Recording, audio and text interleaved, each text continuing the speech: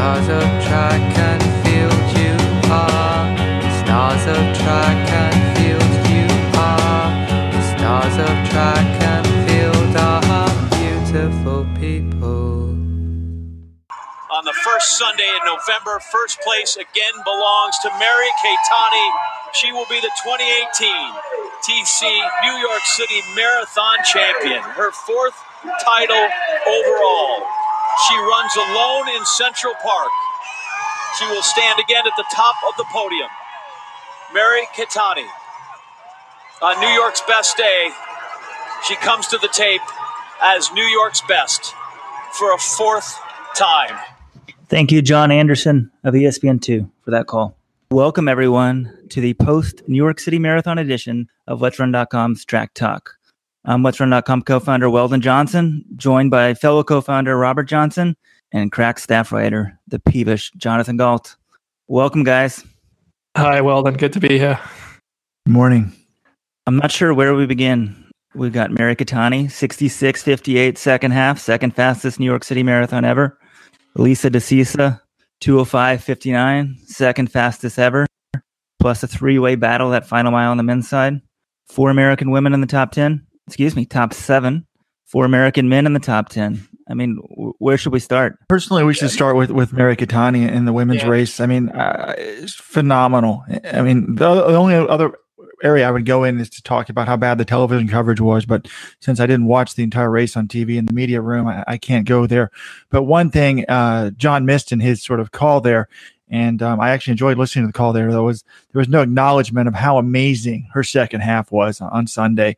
I mean, midway through, after Mary had broken the field and was running alone, I think I turned next to you to John. We were trying to figure out, I'm like, my God, what is her second half split going to be? And admittedly, we're not trying to call the race, so we have time to look it up and project it. And it just kept getting faster and faster. And right away, I said, John, what's the U.S. half marathon record? And John said 67:25. John, you're like a human computer. Thank you. And I'm like, she's going to crush that. And she did 66:58. That was phenomenal. Yeah, the thing I really enjoyed was looking at her projected finish time with every split. And, she'd reel off, these 5:08, 5:09, and then down to, 4:58. I think she even threw in a 4:55 in at some, which is just, absolutely ridiculous for a female marathoner. And, halfway, I was like, oh man, this course record, like it's a perfect day for running. It's kind of a bummer. Like it's such a good field. Someone should get the course record today. And then she comes through halfway in 1:15:50, which is, almost 2:32 pace. And you're just like, damn, there it goes. And then I kept looking at the splits and I'm like, that number just kept going down. The projected finish time kept going down with every split. And I was thinking, she could actually break the course record. And she only came 17 seconds away from it. I think if she had made her move just like maybe a mile or two earlier, and obviously, she won by a lot, so I can't really criticize much there. But if she had gone just a little earlier, she could have broken the course record by going out in like 1:15, which I don't think anyone would have ever predicted. Yeah, they have a special media board, media tracker board for us, and I've logged back into it, so I can click on Keitany and see every split in the spreadsheet. It's pretty amazing. But John, you talked about the 4:55. I mean, that was mile 17. Also, mile 19 was a 4:55. I mean, when she was doing that at the time, I'm like, there's no need for this.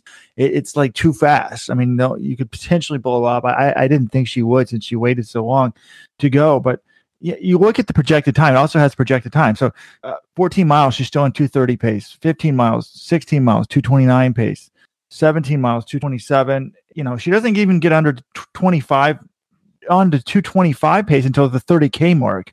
Then all of a sudden, 20 miles, she's on 2:24 pace. I mean, but again, every mile it's coming way down because she was running sort of under 5:20 pace, which is basically 2:20 throughout. I mean, in the second half, her slowest mile was a 5:20 24th mile and a 5:19 26th mile. So, it's just mind blowing how good she was. The second half really, not only, well, I think one thing that's missed sort of in all the coverage and people trying to acknowledge how great it is, right? I mean, it's the fastest half marathon ever run in any marathon, right, John? I mean, first or second half. Oh, easily. Yeah, she went out.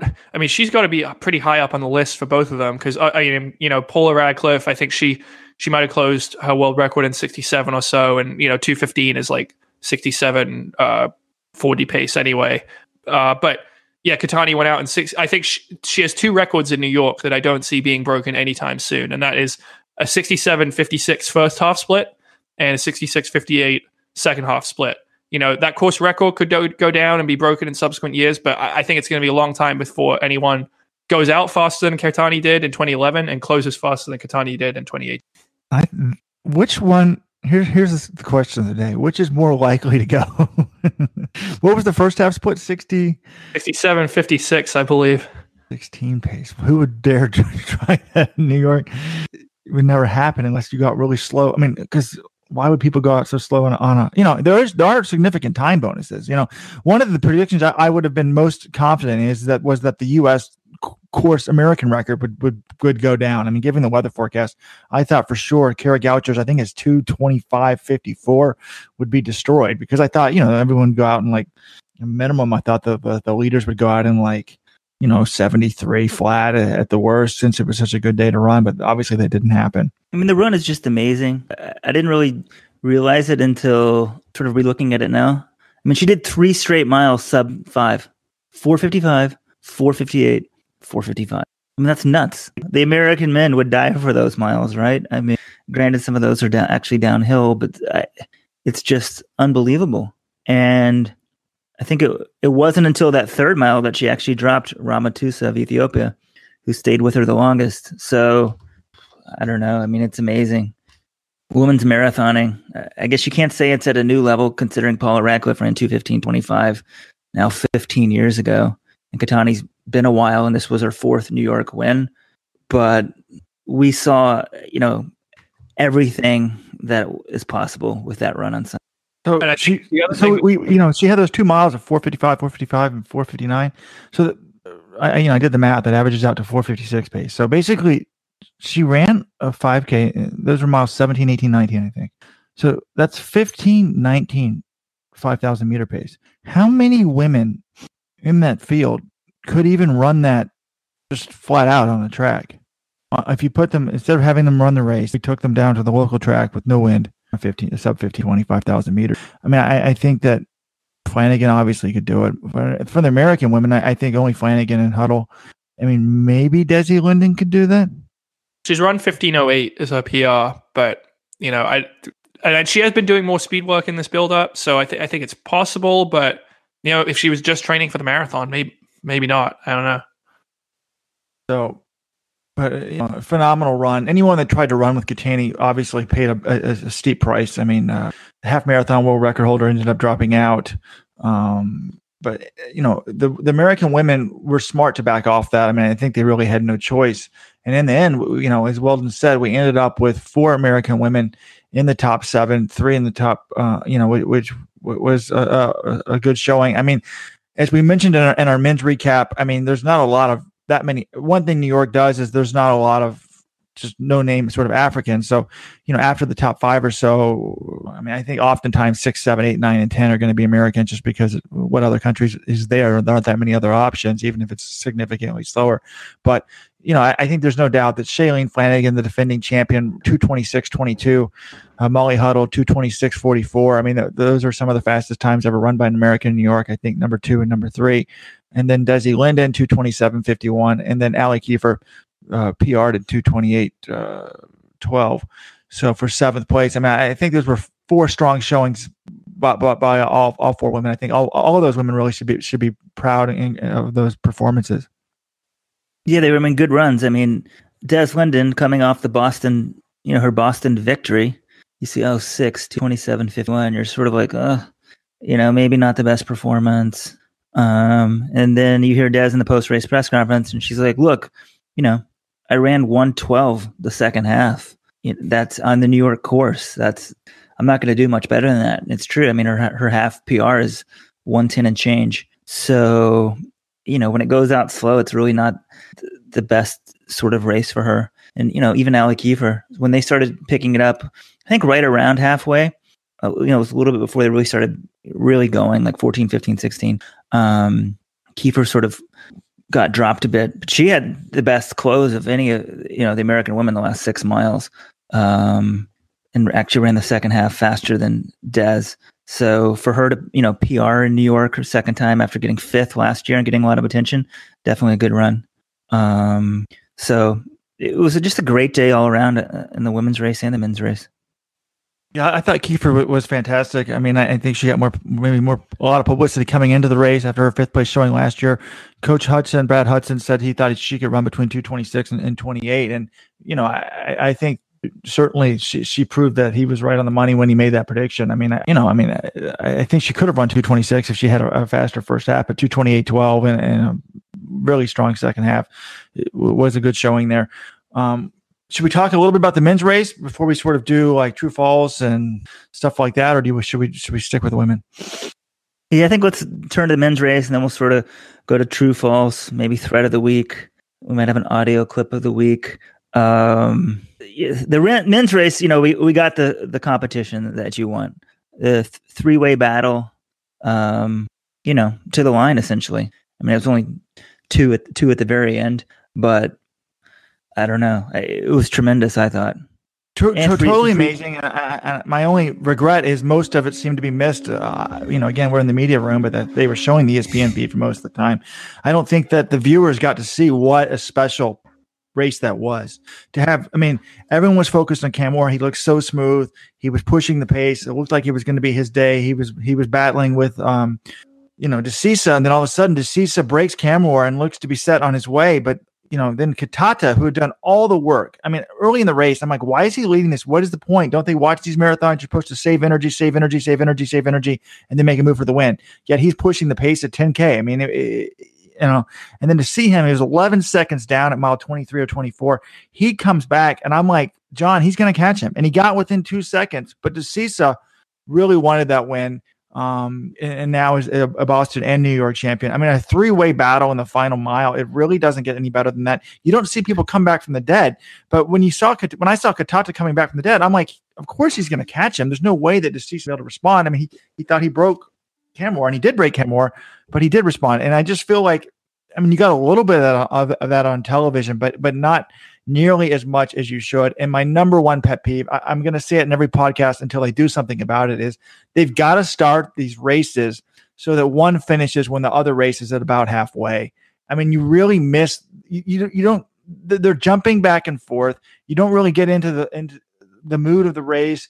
You're not getting mile by mile splits. You're not getting anything. And also another thing that's totally missed is the battle for top American honors. The Jared Ward and these guys were all running, Chris Derrick, they were running together the entire second half until late. So that would have been a nice thing. And if you have these races finished significantly apart in time, you can have a secondary camera crew that goes back and follows the top American. So you don't have, would only really need 2 camera crews, one to follow the leaders, one to follow the top Americans. Whereas when you have these other races finishing so close together, they're needing like 3 or 4 camera crews because they got to do the top men, top women, etc. So it would make it easier from a production value. It would make it way better for the viewing public. And it's really, really annoying as hell for me. I mean, I'm going to probably turn on, watch ESPN and go back and watch the actual race. Every year I say I'm going to volunteer my services. I mean, I've done some broadcasting for the Ivy League Network. Shit, pay me a couple grand. And also the stats. Again, what are we missing at the end of the race? We're missing the acknowledgement of how special that second half was.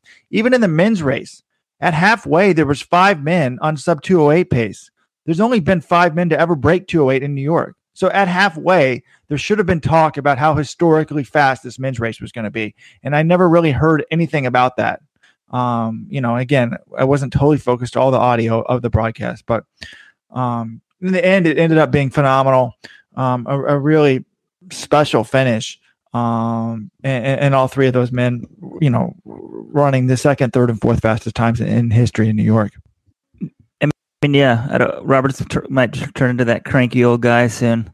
Like famed Olympic writer Phil Hirsch, who said he was going to stop covering the American men in the marathon because they weren't any good. It was like, I think you'd only cover Canucci, and that was it. Sorry, Phil, if mistaking exactly what you said. But, Robert harping on the TV coverage.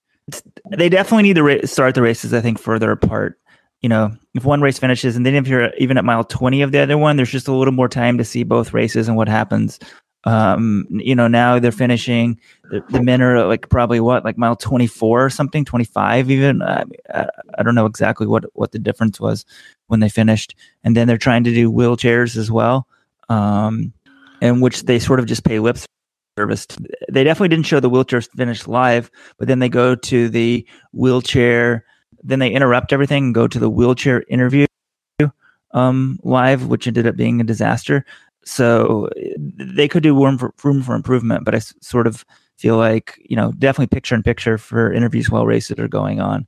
But it would be great if the race directors would go back and watch the entire race. But there also is a 2.5 hour highlight show on ABC. Kudos to ESPN and the Roadrunners and everything pushing for that, because I guarantee that's the most watched marathon in America this year. And so, like, if you're just some kid anywhere, what are you going to see? Maybe you're watching live on ESPN2, which is great. It's more coverage than any other race has. I mean, NBCSN has Chicago Marathon. But to get the highlight show on one of the big three networks afterwards, that's what most people in America saw. So there's a tape show? Well, good for them. I didn't know about that. Yeah. Kid growing up in Texas, that's probably what I watched, was tape show of Alberto Salazar. Maybe it was live. Who knows? I don't remember. Well, guys, I have a medical appointment soon in about 10 minutes. I actually have been Googling the Let's Run boards. There's something that people talk about on there regularly that I'm experiencing. So hopefully I'm not dying of cancer. Guys said it was extremely unlikely that I have cancer. So before I go, I wanted to do a few things and whatnot. You talked about the American men. Well, then, 4 men in the top 7. But there's been debate. I mean, in our week that was recap, which I'll confess, I wrote most of that. I wasn't all that impressed by the American men. I mean, 0 is the number of American men that finished within 1.2 miles of men's champion Lelisa Desisa. Jared Ward was at the 25-mile mark in 2:06:18. That's 20 seconds after Desisa finished the race. So Ward, who I was really thrilled to see Jared come back. I mean, he was 6th in the Olympics 2 years ago. Been basically out with injuries since then, comes back and gets 6th. Again, that's fantastic for him. But this was a guy that we found out after the race was going to drop out, not even show up 6 weeks ago. So he should not be the top American in 6th place. More than 6 minutes behind the winner. When, in the Olympics, when he was 6th, he was only 2:46 behind Eliud Kipchoge. So only one American, Scott Fauble, ran faster than Mary Keitany in the second half of the race. So the 4 of the top 7 sounds good, but, of the top 10, excuse me. But, New York doesn't bring in more than 5 or 6 African people. So a couple of them are going to finish on the podium. A couple of them are going to drop out. And then after that, basically, you've got to have somebody finish 7th, 8th, 9th, and 10th. And to me, on a an amazing weather day, 2:12 for the top American time is not really all that encouraging. I mean, look at last year, 2:12:48 for a 40-year-old Abdi Abdurrahman. The year before, it was 2:11:23. The year before that, Shader Bieber also ran 2:12:01 in 2016. So, you're normally getting 2:12 as a top American on bad weather days. So for 2:12 on a perfect day, to me, is not impressive. Yeah, I'm kind of in that boat as well, Robert. I think, like you said, Jared Ward, I think that's the story here, is like Jared Ward is, if he's not, I think you can say he's back. That's always the thing on Let's Run, is Jared Ward back? And I would say yes, because, he was nursing an injury when he ran his build up to the Olympics, and he still finished 6th there. And then it really threw him off for the next 2. He wasn't totally healthy in this build up. I mean, if this guy just stays healthy, I really do think he could move to a tier, in championship style marathons that's above, the rest of the Americans except for Galen Rupp. And I think, like you said, the fact that he's he's the first American here in 2:12. Yeah, I think some of these other guys might have wanted to run a little faster or to have at least beaten him. Now, do we have access to the audio from Mr. Fauble? I'm going to find that. I'm pulling that up as we speak. But, so, sort of as we got, I don't know. I mean, Scott Fauble, right? 2:12:35 last year in Frankfurt, 2:12:28 in New York. That's definitely improvement. Yeah. So if you're him, I can see why you're pleased. Rome wasn't built in a day, and each guy's got to keep going out there. But from a big perspective, we're at 201s now. We got guys running 205s in New York, and the top Americans still seem to be, no matter what, with the exceptions of the MEB, the MEBs of the world, pretty much, in the Galen Rups. Maybe I'm missing someone. Abdi. Did Abdi go sub 210 ever in New York? No. And that wasn't in New York, right? We're in the 211, 212 range. So, yeah, I mean, New York, if you consider it, 90 seconds, 2 minutes slower than a flat course, at least, probably. I thought Fauble ran good. I enjoyed talking to him after the race. Of all the people I talked to in sort of the mix zone, like Jared Ward was sort of being supported by his wife. He could barely walk. Legat was hampered with a calf injury and a groin and a thigh injury. These guys, they look, like you do, like the average person does when they finish a marathon, like, and a lot of hurt. Whereas Fauble, to me, looked amazing. I mean, I think he's really built for the marathon. I definitely, think that, right now, I think that he's a contender for that Olympic spot. I mean, assuming Galen Rupp comes back, assuming that there's no doping suspensions for the Nike Oregon project, and Rupp is there. I mean, Rupp is a lock for that team. I mean, he could train for 2 months and make that team. So that's one. Ward, I mean, assuming he's healthy now, we love getting that dig in there, don't you, Robert? About doping suspensions. There's an ongoing investigation. I'm not making things up. Yes, it was a little bit of a dig. I apologize, Galen. I apologize. So, I think Ward at this point, somebody like Ritz or somebody could come back to form. It's hard to imagine if Ward's on his game that he doesn't make the team, unless you're getting some sort of new Americans like a Edward Cheswick, which I don't think he'd be doing the marathon trials anyways. So there would sort of be a third spot, and Shadrach Biwat, who was up there, could do it.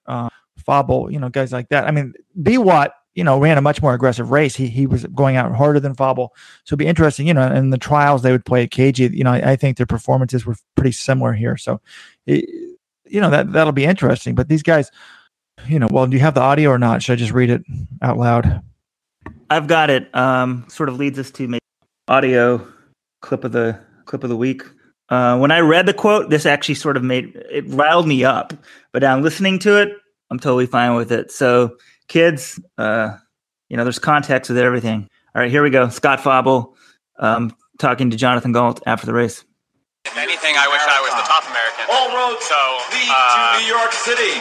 Congratulations. No, I know I'm good. I'm aware of that fact. Is proud to be the official athletic footwear I think apparel partner. Being seventh overall validated how good I know that I am.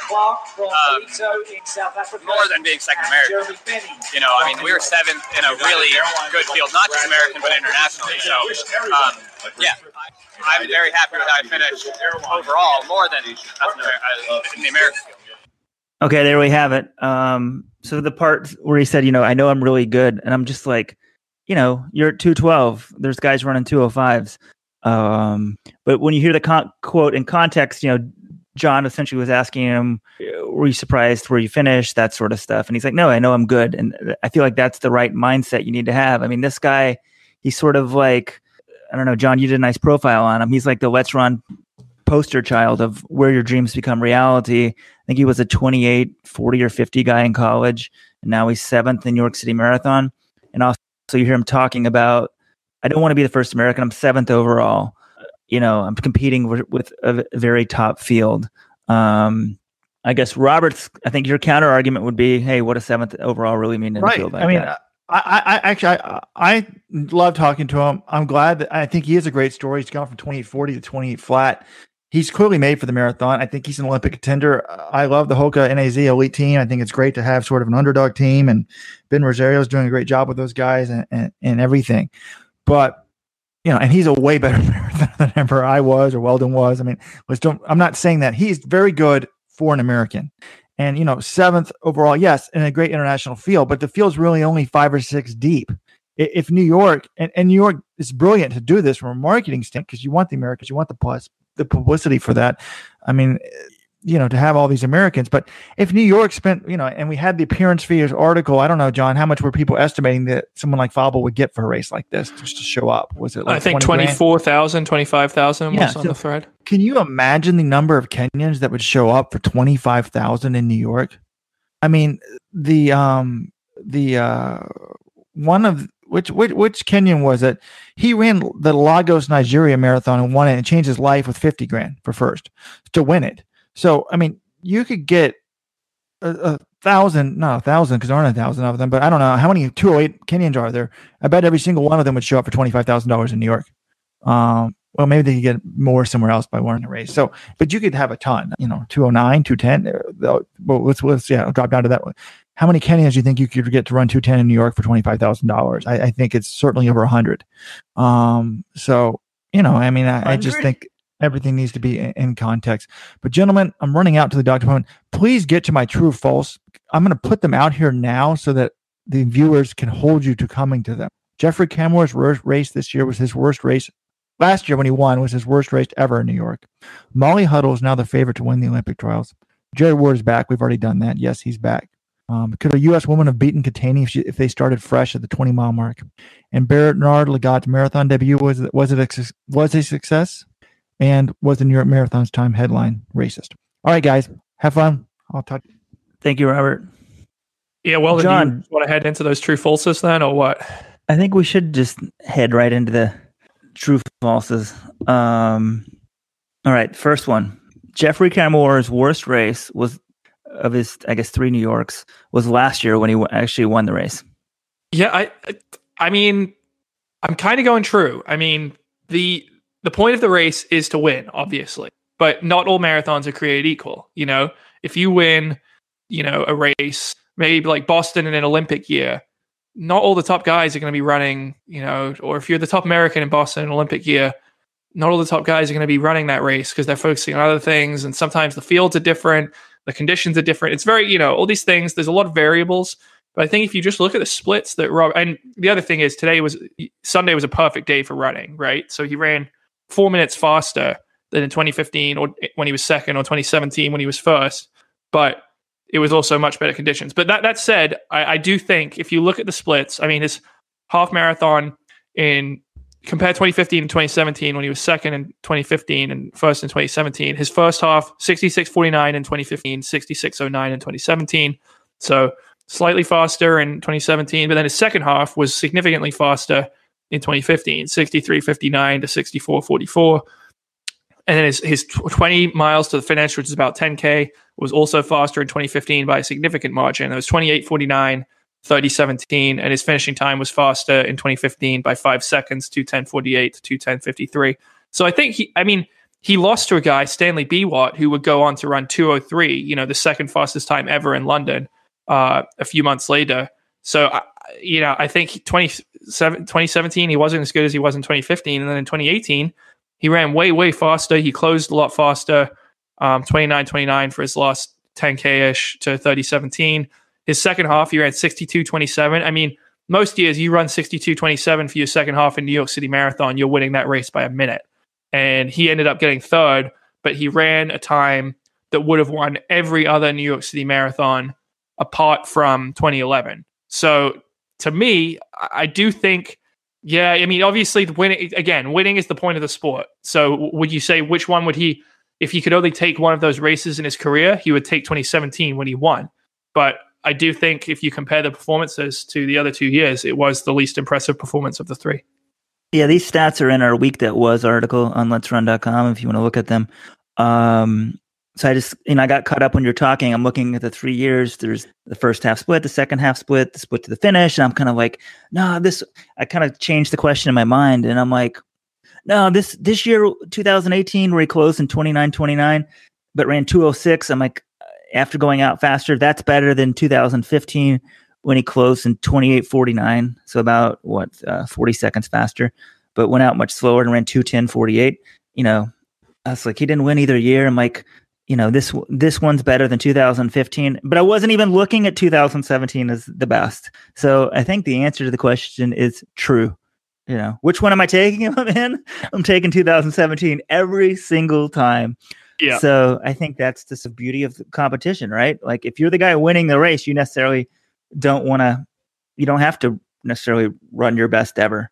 I never really thought about running like this way, but sort of, except for the winner in a lot of races. I mean, a lot of guys are out there just time trialing, right? Like if you're the age grouper, what are you really trying to do? You're trying to run your fastest time. It's a completely different thing. If you're trying to win the race, you're trying to win the race. Yeah. I mean, there's some strategy involved, whatever, but like pretty much everyone else, once the gun goes out, what's their objective? Get to the finish as fast as possible.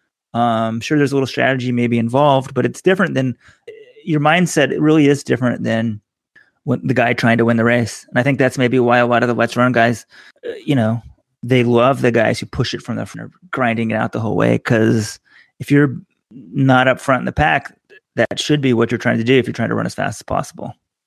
So let's move on to true false number 2. Molly Huddle is now the favorite to win the Olympic marathon trials, which will be contested leap year day, February 29th, 2020. Well then, true or false? It's definitely true. Definitely.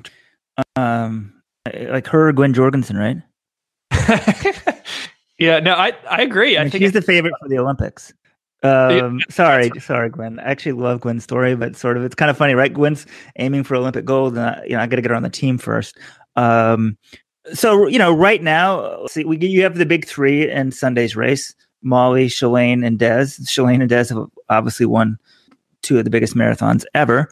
Shalane may not be there, so that's why I'm discounting her. Right now, I would put Shalane ahead of Molly, but they're actually similar. That race, I really don't think she's going to run the trials. I think it's. Yeah, I don't think so either. Now, or she runs Boston next year and retires. I don't see her sticking it out for another year and a half. Right. So that to me, but sort of by default, makes Molly the number 1. Jordan Hasay is the second fastest American ever in the marathon. She's made for the marathon, but she's been hurt now for a year. So I knock her back. Will she even be on the starting line? Des is Des. She's amazingly good, but I always was ranking Shalane ahead of Des, even though Des won the New York City Marathon, almost won it in 2011. Her top end isn't as good. So I don't know. Sometimes you sort of rank on potential, and Molly's top end speed is better. She won this race here. I mean, she beat Des in this race. So I think it's definitely true. And I think after those 4, it's a big drop off. Yeah, agree. You just look at the results on Sunday. I mean, that's maybe it's a little different because you've got Keitany blowing it wide open. There's not going to be someone like her in the trials, but Molly Huddle ran 2:26.44. Des Linden ran 2:27.51. She ran 1 minute 7 seconds faster than her in a championship style race on tough course. Des Linden is older than Molly Huddle by a couple years, I believe. So, I'm not saying she's going to fade off by 2020, because as we just saw, Mary Keitany won the New York City Marathon at age 36, and she's as good as she ever was. I think the marathon, you can stay relevant into your late 30s. But yeah, Des, I mean, maybe we'll see when we get to the trials, but I think the last time I was like, who do I feel most confident is going to make the team? Actually, that's not true because there was 4 women in contention. But I think Des, you always know what you're going to get. Like if she gets into a very good shape, I think her chance to make the team is very good because her blow up potential is the smallest of everyone in the field. But yeah, Huddle, I think with what she's done on the track and the half marathon, with what she did here, apparently she was in monster shape before Boston, never really got a chance to show it. I think she has to be the favorite. And, if I was picking behind her, I'd probably go. Oh, we didn't mention Amy Cragg either, who's actually the defending champion. So, maybe if Amy runs really well in Boston, I apologize. She medaled at Worlds in 2017. She ran 2:21 in Tokyo this year, which is, the fastest time by an American in 2018. So, actually, you can make a good case. Amy Cragg is the defending trials champion, should be the favorite. But I don't know. I'd probably go Huddle again because she's a little younger than Cragg, but that could be a very good battle. Yeah, my apologies to Amy Cragg. Her husband, Alistair's, I'll give him some credit for this podcast even taking place. I saw him in New York, and he said that he and Amy listen to a lot of True Detectives type sort of podcasts, and they want more podcasts from Let's Run. And they want feedback, from like people calling in, giving more audio, that sort of stuff. And then I forget his wife as being one of the top 4. So we'll make that now a top 5, I would say, who are sort of, a step or 2 ahead of everybody else. But that's not saying someone else could sneak in and make that team. All right, let's move on. True or false, John? Bernard Lugat's marathon debut was a success. False. I mean, he was talking about Meb's debut record. Sorry, Meb's Masters record, right? 2:12:21. He didn't come close to that, and he struggled the second half. I mean, look, I get that this is a high standard to hold, you know, a 43-year-old 1500 runner to, that he ran 2:17:20 in the New York City Marathon. Like, if he had gone, you know, I guess if you look at that in a vacuum, you're like, wow, the fact that he ran 2:17 at age 43, that's pretty solid. But the way, you know, he's been relevant, the way he's been running on the roads this year, he's run 62 flat for the half. He won the US 10K road championships. I mean, I think Lagarde he was realistic, you know, he didn't really know how he would adapt. And I think he has a good attitude, and that he finished. It wasn't like a total disaster that he just totally bonked and he, you know, dropped out. But 2:17:20, that's not close to that's 5 minutes off of what he was shooting for. I don't think you can say it was a success. I totally agree. Definitely not a success. I mean, it's not terrible. I thought he might die much worse than that if he fell apart. I figured he either really holds it together and somehow he's so efficient, comes close to the record, or he maybe just completely craters. So 2:17, first marathon ever at his age. It's pretty amazing. I mean, maybe I shouldn't say at his age. He did win the US 10K road championships this year, but success? No, it's like, you know, whatever. If he keeps running those, you know, that appearance fee sort of, I don't know, goes away. I think the question for him is, what marathon does he do in the spring? I was talking to James Templeton, his agent, and, you know, I think essentially he's like Bernard, likes big events, big stages. But, you know, going to London, that doesn't seem to be up in his alley. So maybe New York, maybe Boston. I don't know. I feel like that course isn't suited for him. But I don't know. There isn't a second, maybe in LA or something, but there really isn't a second tier marathon in the US that could get him, but maybe it could be done the right way. Yeah, it's kind of, he's just in a tough spot. I mean, is he even going to keep going to the trials? I mean, I think he said he would decide, but, you know, but I think if his next marathon doesn't go well, that could be it. You know, I just don't think it's hard. Marathon training is a grind, and I get that he's not doing quite as much as the typical guy, but, you know, it takes a lot out of you. I think it's a big commitment to continue doing marathon training when, you know, you're not seeing the results. So I think his next marathon result will be telling. Let's move on to our next true false. The New York Times headline was racist, and by that headline, we're referring to the one that appeared in the marathon section of the New York Times on the Monday following the marathon. And we noticed this. I think Nick Siccardi had a tweet on the section, and the headline reads, "Winner leaves the pack out of the picture." And the problem I had with that was, you know, it should have just said Keitany leaves the pack out of the picture. I don't think it's racist. I think that's false. I think we had a thread on it discussing whether it was racist. And I think, you know, people had some good points. You know, there are a few garbage posts in there, but generally I think it was a decent, you know, discussion where people, you know, some people argue it was racist because of so-and-so, because, you know, this might not have happened. If Flanagan had done it, then they would have said Flanagan leaves the pack out of the picture. I don't think that's necessarily true. I think you had a good point in there, Weldon, actually. Like, just because some people might have an unconscious bias or do something unintentionally, that doesn't necessarily make them racist. I don't think the New York Times was intentionally saying, oh, let's leave her name out of here because she's, you know, Kenyan. But I do think it was an oversight. You know, we looked at the previous year's marathon headline when Flanagan won. It didn't have her, you know, her name either. I think it said first time in her lifetime. But my big argument is, what would have been different? How would the headline have changed if you include her name? You know, it's very easy to say Keitany leaves the pack out of the picture. Saying first time in Flanagan's lifetime, that sounds awkward. But I just don't see a good reason for Mary Keitany's name not to be in this headline, winner leaves the pack out of the picture. Yeah, I agree with you. I can't, you know, there's no proof it's racist, and I'm sort of glad Robert started this thread. This kind of maybe is a controversial opinion. But I don't know. We throw out the term racist. Obviously, we want less racist in the world, but we just throw out the term you're racist. And there's no debate about anything. But sort of, if we're not looking at sort of what biases we have, unconscious or not, you know, I think it's maybe good to have this discussion. If that was Paula Radcliffe, I think you do get a different headline. Now, is that necessarily because she's white versus one's black, or one's just British with better English and a more bigger household name? You can't prove anything, and also sort of just, I don't like the discussion in America now. We just throw this thing out and there's no more discussion. I mean, this is going to sound crazy, right? But like OBJ and Abraham Lincoln, they were both racist. I mean, they did tremendous things for race relations in America, and, black people in America and slaves in America. We just, you just throw something out and then there's no discussion, but sort of, hey, essentially and the, Times has a lot of articles and it's like, is so-and-so racist? Probably most likely our president. And maybe we should have those discussions, but a lot of times it's just thrown out there instead of like, hey, what does this headline mean? What does this policy mean? Let's move beyond sort of just throwing out, it's now like a slur to people. And sort of, I think in this way, is it racist? I think it's always been a slur.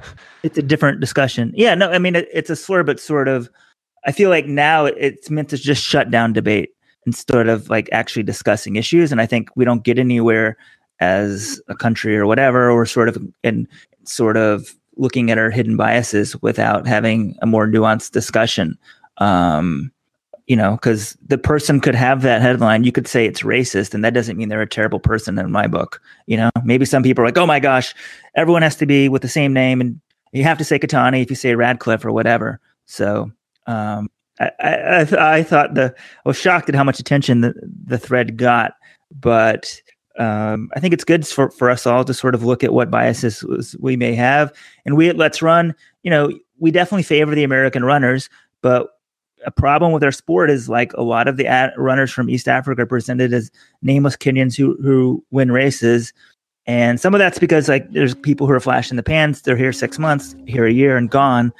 But for the sport to grow, people need to know who Mary Keitany is. She's an amazing woman, an amazing athlete. And what she did the second half of that race was just tremendously outstanding. This is her 4th time to win New York. So as a kid, Greta Weitz was winning New York every single time, and people knew who she was. It was like the center of attention on the broadcast. And now Mary Keitany's just the faceless winner, at least on this headline. Below the headline, it had her name. So just an interesting discussion, I feel like.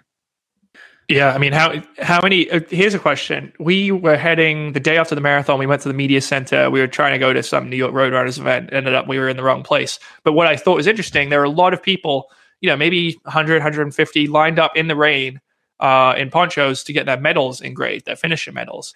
And what we didn't have time to do, but what I really wanted to do was ask them, I mean, how many of them do you think could tell you who Mary Keitany was? I mean, I got to say, I would guess under 10% of those people would know who she is. Wow, 10.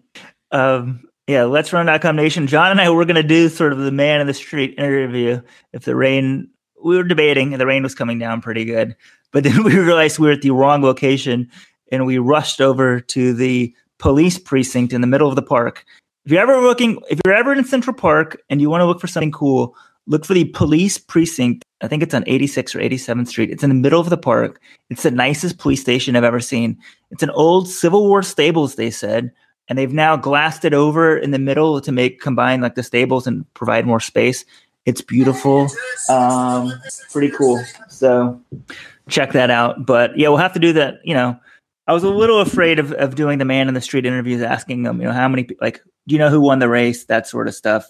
Because if everybody says no, I'm worried that New York wouldn't put as much money into its assembling such a great field and appearance fees, and that's what the sport needs. But also, as you said, I think, and the race realizes this, that's what inspires the kid back home. That's what gets the race on ABC, the highlight show later. You need the best of the best, and New York has that. There was a period in the early 2000s, I think they didn't have that, and now, New York is back. They have wonderful races, great fields, great storylines. So, and I think you're selling short. I think it's definitely more than 10%, but I hope. But I don't know. I don't know many people in my life who know Mary Keitany. I guess I don't know that many marathoners in my regular life, but yeah, I know. I hope.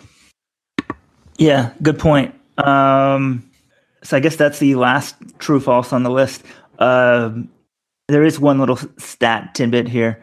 Now 8 men have won New York City and Boston in their careers. Bill Rogers, Alberto Salazar, Ibrahim Hussein of Kenya, Joseph Chebet of Kenya, Rogers Rapp of Kenya, Jeffrey Mutai of Kenya, and Meb Keflezighi. And so that means Lelisa Desisa is the first non-American or Kenyan to have won New York and Boston. Yeah, pretty impressive stuff. I mean, they're two somewhat similar races, I would say. I mean, they're not, obviously they have their differences, but they're both tough courses. They're both Boston. You know, I think a lot of people who run New York will like to run Boston as well. So they're the two crown jewels of the American marathon scene. So to win both of them, it takes something special. And I think all the guys on that list are special runners. Yeah, for American distance running fans, there's nothing better than winning Boston and New York. I also want to give a quick shout out to who I'm calling the blue collar runner of the week. People might object to the New York Roadrunner CEO, Michael Caparasso, being called a blue collar runner because he is the CEO of a corporation.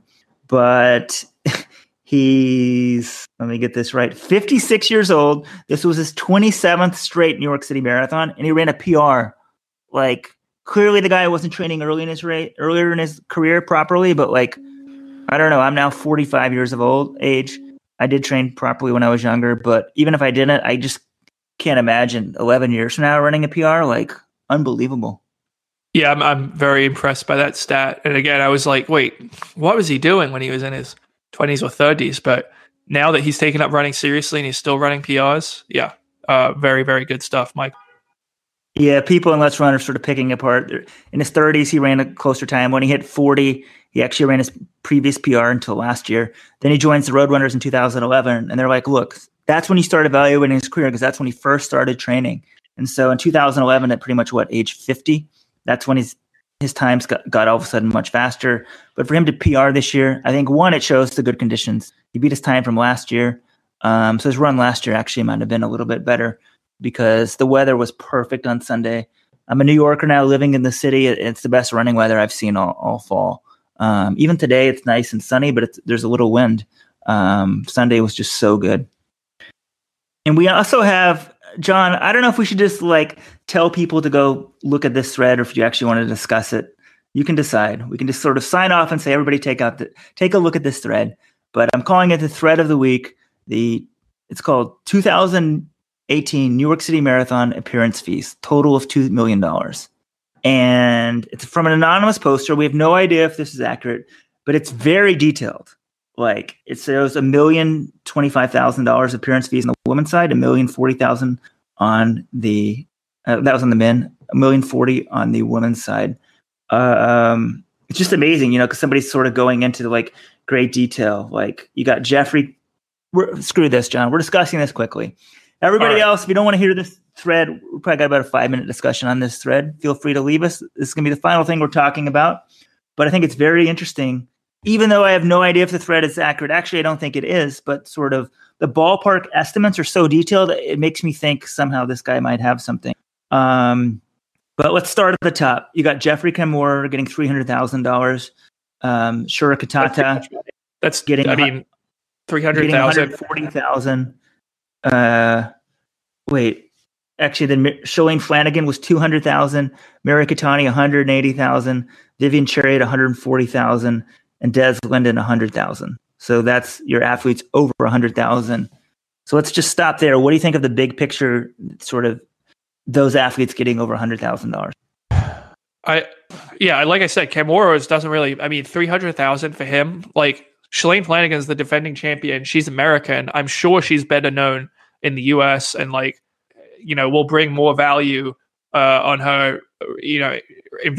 She'll bring more return on the investment than Kamora will. Just so she should be getting more than him, I would say. But for $300,000 for Kamora, I mean, I get that he's one of my favorite runners to watch. I think he's awesome, but how many Americans know who he is? And I guess it's not all about that. Part of it is, you earn these amounts, but to me, Flanagan should be making more. Keitany, $180,000. That makes sense. Vivian Chariot, $140,000. Yeah, that's about right. Sure, Katata, $140,000. I mean, Yeah, he's very. I mean, the rest of them don't seem that far off. Maybe Qatada makes a little less than 140,000. He's also not that well known, but you know, Canmore at 300,000 was the one that really stood out to me. Yeah, I agree. I figured Flanagan would have had the most. She did decide to run the race very late in July, so maybe there wasn't as much money available, or this is just wrong, which I'm heading towards. And Rachel Bachman of the Wall Street Journal, she had an article this week before the race, now starring on a marathon podiums. American Woman was the title of that article. And there's a quote from there saying that, quote, Linden and Flanagan earned the highest appearance fees paid for competing in the race and attending promotional events of anyone in this New York City Marathon, men or women, according to someone familiar with the situation. So that makes sense to me. Now, maybe, you know, like Flanagan and you could say like Canmore, no one really cares if he shows up and does any promotional events, and Flanagan and Linden had stuff tied into coming in and doing some other appearances beforehand. But I think for sure that Flanagan got the most money to run that race. But, you know, that's the thing with the sport. These things are private and nobody really knows. But this thing is so detailed on there. You know, then it continues. Let's just look at the men for now. Daniel Wanjiru, he's a former, you know, World Marathon Major winner, $60,000. Festus Talam, $30,000. Alphonse Simbo, who has a medal from World Championships of Tanzania, $28,000. So he gets $28,000. Let's just find other guys around him. Chris Thompson of Great Britain, $27,000. Like, why? You know, like, yeah, maybe you need a Brit, but like $27,000 for Chris Thompson. Scott Fauble, $28,000. I can see you're gonna have to pay more for an American, but like you're paying Fauble $28,000. Yet Jared Ward, this list says, got $25,000. In my book, Jared Ward, he's had some really bad races recently prior to this one, but he was an Olympian, so I would expect him to get more than Fauble. It says Abdi, $42,000. I could see that. You know, he's the top American last year in New York. Chris Derrick, $21,000. I'm not sure why. This, you know, sort of questions. Why would Derrick get less than Fauble? Like, yeah, I don't know. Derrick's way more credentialed on the track, and they both had run 2:12. So I'm not really buying that one either. But a few $1,000s here or there. You know, Scott Smith, $18,000. He's in the Hoka NAZ Elite group as well. Makes sense that he would get less than Fauble. Ryan Vail, $24,000. That seems very high to me. What's he done recently? And then Shadrach, the biggest one that I had a problem with was Shadrach Biwat, $19,000. Like, the guy's been getting top 10 in all these races. If this is the case, he's American.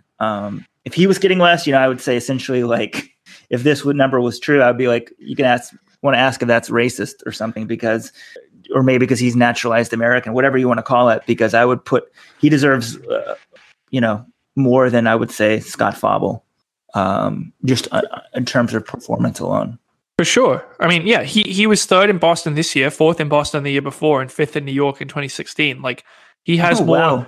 Even better than I thought. I'm giving him top 10. Those are top 5 at World Marathon Majors. He has more top 5 at World Marathon Majors than, you know, Chris Thompson, Scott Fauble, Juan Luis Barrios, Jared Ward, you know, Chris Derrick, Scott Smith, Ryan Vail. None of those guys have ever finished top 5. But it's got more, but he's got infinitely more because he has 3 and they have 0. Yeah. So and Shaddy, if you're listening to this and these numbers are true, I don't know. You need to renegotiate. Yeah. And Chris Thompson. I mean, yeah, Chris Thompson, 27,000. Scott Smith, 18,000. I mean, Chris Thompson ran 2:28 in New York. Like, and I guess, you know, obviously it was a bad day. He's done some stuff on the track, but I don't see. And they do have to fill athlete quotas from certain countries to, you know, retain their status as World Marathon Majors, like a gold label race, that sort of thing. But, you know, I feel like that's still excessive for 27,000 for Chris Thompson. Yeah. I assume I never even thought about that, if New York even cares about being an IAAF gold label race, but I assume they are. Like, I feel like races that play up the fact that they're gold label, they're not the top marathons in the world. Like, if you're New York or Boston, you just say we're New York or Boston, but they still may want the certification. But a lot of times, like, you'll see an American go run a race in Japan or something. And you're like, wait, why does this race want this American? And they need people from different continents, different countries who have run a certain time to be certified as either IAAF gold label, or IAAF silver label. So it's interesting. I'd never thought of that angle. Like, yeah, maybe New York needs an European man, so they would have to do that. So, it's worth a look, I feel like, just to take a look at that thread. Yeah. That's all I had on my agenda, John. Is there anything else we're missing or want to talk about? Actually, I think we do have one final question. Who will be the next American man, not named Galen Rupp, to break 2:10, and when will it happen? Yeah, that's tough, man. I mean, I think if Jared Ward decides to run like London in April, he could do it. If he stays fit, or if some of these other guys, like if Leonard Courier debuts in the marathon, I think he could do it. Scott Foble, if you put him in London, maybe. Shadrach Biwott, same thing. But the thing is, all these guys usually run Boston, because Shadrach Biwott, he knows that Boston's more suited to him. He's going to have a better chance at winning or finishing high than London. So that's really the question. I think it might. I'm going to say Jared Ward, but I'm going to say he doesn't do it until the 2020 Olympic trials. Because I think these guys, a lot of them will probably skip a full marathon in 2019, and I don't see many of these guys going to London to chase a fast time. Maybe, but that's something that they might wait for until after the Olympics. So yeah, that's my call. Jared Ward, 2020 Olympic trials, he'll be sub 2:10. Wow, you think the trials race will go sub 2:10? Well, I think you look at Houston in 2012, you get enough good guys in that field. 4 Americans broke 2:10 in that race, which might be one of the most, it's certainly in the recent years, that's one of the most ever.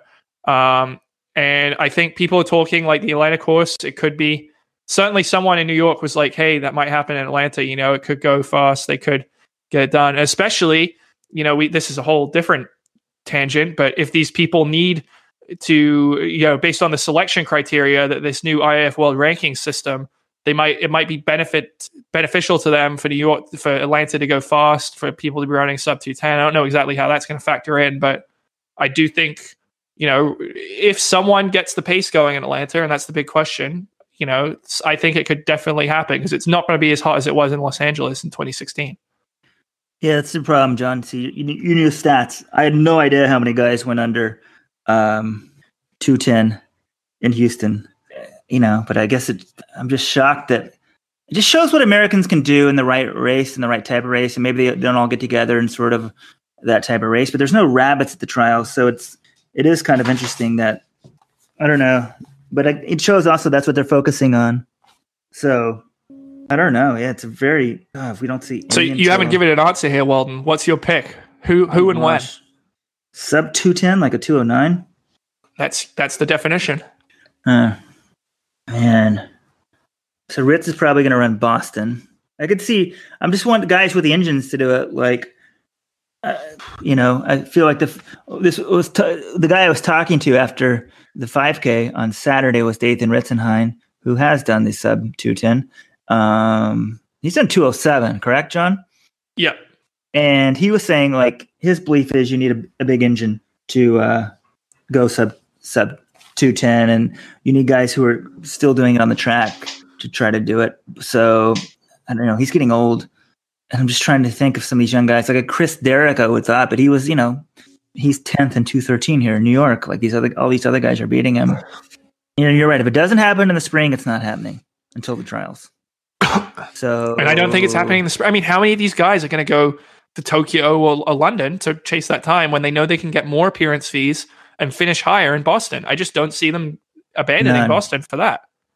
Maybe Fauble Hoka guys would try. If for some reason they decide a fast time is worth more than going to running on New York. Like, how does the New York course, the Boston course help you for the trials? So if he went to like a Tokyo or something, Tokyo's actually not that far away, so that may be too soon. But like, I don't know, one of those European marathons that could happen. I'm either saying none, or I'm saying Dathan, Ritson, Hein, Boston Marathon. Ritz, really? I mean, that guy. Again, he's super talented, but he's 35 years old.